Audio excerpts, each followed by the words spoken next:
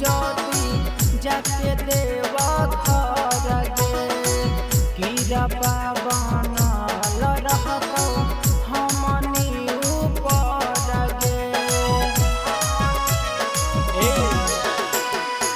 सावन भर रहमी ज्योति जाके देवा घर गे कीरा बनल रहतो हमनी ऊपर गे। हथवा में जल लेले चल पैदल लेके कंधवा पर लेके कवरवा गे। हथवा में जल लेले चल पैदल लेके कंधवा पर लेके कवरवा गे। चलन में बस जीवन के संग गौना सावन भर जाके देवा घरवा गे। चलन में बस जीवन के संग गौना सावन भर जाके देवा घरवा गे।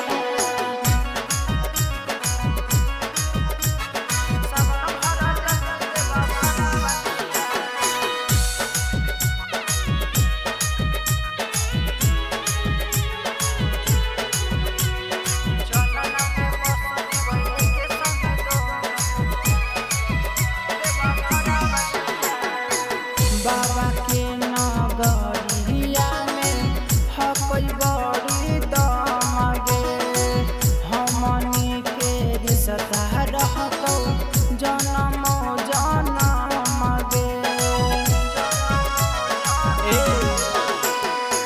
बाबा के नगरिया में हपई बड़ी दम गे हमनी के रिश्ता रहतो जन्म जन्म गे।